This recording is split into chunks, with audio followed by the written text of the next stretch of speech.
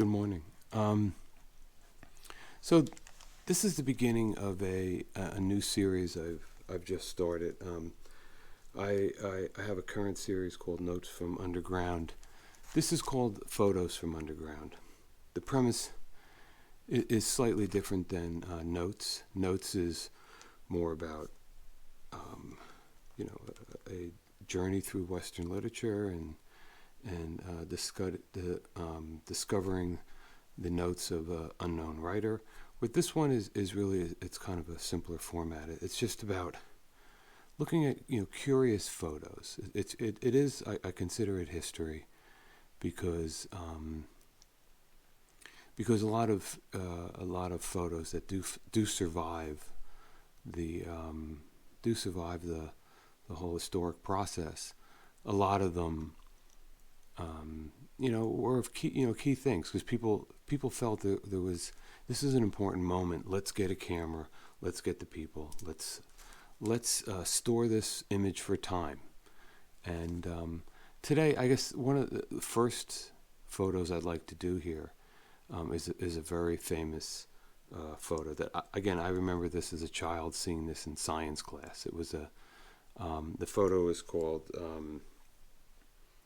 The Jaws of the Megalodon. Megalodon is a prehistoric beast. I guess it's kind of like a shark.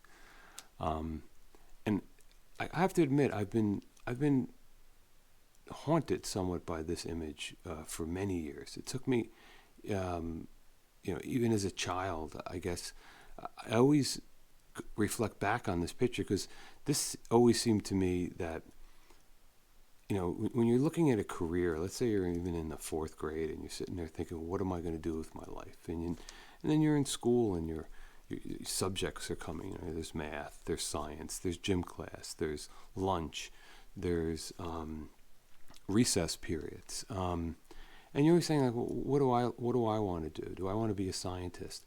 And I always reflect back on this photo because I always thought, like, really, what was science? And again, I hadn't even taken courses on not courses then, they were just classes. I went to a Catholic school and there was, nuns teaching you about matter and energy. And I remember science was an important subject, and there was always this photo, for some reason, in my mind, because I just assumed the composition of this photo is a large prehistoric shark. I assumed these were the men who discovered the shark. I mean, this is how I kind of decompose this picture. And at the height of your career, they let you stand inside the shark jaw that you discovered. And that's all it really was. Science was just like looking for stuff, and then eventually people take a photo with you and maybe your colleagues inside or close to. It depends on the type of discoveries. Like, you start getting into the subatomic, it's very hard to have a person next to atoms, so maybe be a diagram or something showing it. But this was always, to me, this is where kind of the high point in science. But it was only years later when I started to actually kind of deconstruct this picture and say, really, what is going on here? I'm not sure the year the photo was taken, but I could probably guess by the dress of these individuals. I'm saying 30s, 1930s. If I had I don't know this for a fact, but I'm saying 1930s. And who are these scientists? And then I started thinking, well, why do I think that these people are even scientists? I know what is it saying there about myself? And I always look at the guy in the bottom corner there, so let me just break the characters up for a minute, and I'll start going into some of the decomposition. So it's very interesting, the assemblies. I mean, first they were probably thinking, let's get people to show the proportions of the shark jaw. So they grab, maybe these, I'm guessing these 6 gentlemen, they grabbed them, they put them together. I don't know if there's anything in this photo where I can verify that it had anything to do with the discovery whatsoever.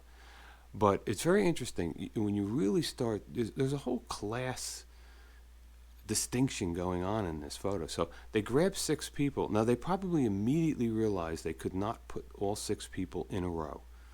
So 2 people had to be pushed down. It's interesting, the 2 people who were pushed down on their knees was, they're both wearing a jacket, like some type of, it looks like a lab coat. So I could say maybe scientists, but it's very interesting. There are only 2 with the lab coat. It looks like the one gentleman is on 2 knees and the other one is on, I'm going to say, I could be wrong, 1 knee. So the gentleman on the far right to me is on 1 knee, and the gentleman on the left is on 2 knees. But what's interesting is, and then you have the kind of the middle guy there, the guy who he has his arm on the one gentleman. I'm going to call him 1 knee, and the other guy on the left, a gentleman, I'm going to call 2 knees. So he's on 2 knees, and he's got his hands kind of on both of them. He's kind of, you can see there's definitely, he's kind of a grabby guy. He's dominating these 2 with his arm. Like, I'm casual enough, I can lean on the one. I'm clearly wearing the tie. I have a management, and these are the 2 people. Now, we don't know. These 2 could be 2 janitors, and he's the manager of them. But there's still this feeling of domination here.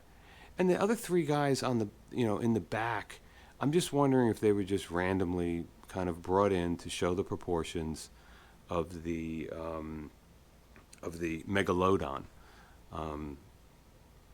So I mean, these are the first things that are coming into my mind, and then I started noticing, I start thinking about, there's a whole grammar to deconstructing a photo. And how did this? And I don't think these guys knew then. Like, what is the grammar for people to be standing in a large jaw of a prehistoric creature? There really is none. So they just kind of fell in. I'm sure it was very naturally. The 6 of them got behind the jaw.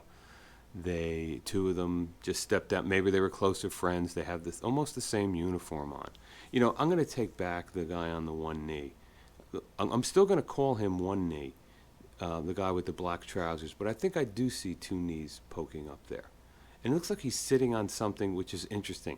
He has a chair. The other guy is on his. So going forward, I'm not going to call him 1 knee. I'm going to call him the guy on the chair, and then 2 knees. Okay, 2 knees is